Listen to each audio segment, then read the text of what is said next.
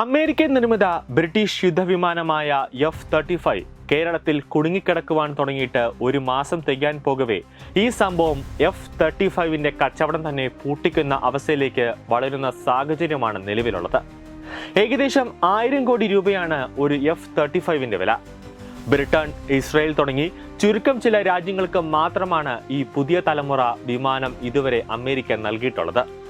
മറ്റു രാജ്യങ്ങൾ ഈ വിമാനത്തിനായി ക്യൂ നിൽക്കുന്ന ഘട്ടത്തിലാണ് അപ്രതീക്ഷിത തിരിച്ചടിയായി കേരളത്തിൽ കുടുങ്ങിക്കിടക്കുന്ന സാഹചര്യം ഉണ്ടായിരിക്കുന്നത്. ഇന്ധനം കുറവായതിനാലാണ് തിരുവനന്തപുരം അന്താരാഷ്ട്ര വിമാനത്താവളത്തിൽ ഇറക്കിയതെന്ന് പറയുന്ന ബ്രിട്ടീഷ് റോയൽ നേവിക്ക് എങ്ങനെയാണ് തിരിച്ചു കൊണ്ടുപോകാൻ കഴിയാത്ത തരത്തിൽ വിമാനത്തിന് തകരാറ് പോലും അവർക്ക് പരിഹരിക്കാൻ പറ്റുന്നില്ല എന്ന ഒരു അവസ്ഥയിലേക്ക് എത്തിയത്. വിമാനത്തിന് തകരാർ സംഭവിച്ചത് എന്നതിന് കൃത്യമായ മറുപടി നൽകാൻ ഇതുവരെ കഴിഞ്ഞിട്ടില്ല. ഇതാണ് F-35ന്റെ സൃഷ്ടാക്കളായ അമേരിക്കയ്ക്കും ഈ ആധുനിക യുദ്ധവിമാനം തിരുവനന്തപുരത്ത് ഇറക്കിയ ബ്രിട്ടീഷ് നേവിക്കും തിരിച്ചടിയായിരിക്കുന്നത്. തമാശകളും മീമുകളും കിംവദന്തികളും മുതൽ ഗൂഢാലോചനാ സിദ്ധാന്തങ്ങൾ വരെ F-35 കേരളത്തിൽ കുടുങ്ങിക്കിടക്കുന്നത് സംബന്ധിച്ച് പുറത്തു വരുന്നുണ്ടെന്നാണ് പ്രമുഖ ബ്രിട്ടീഷ് മാധ്യമമായ BBC റിപ്പോർട്ട് ചെയ്യുന്നത്.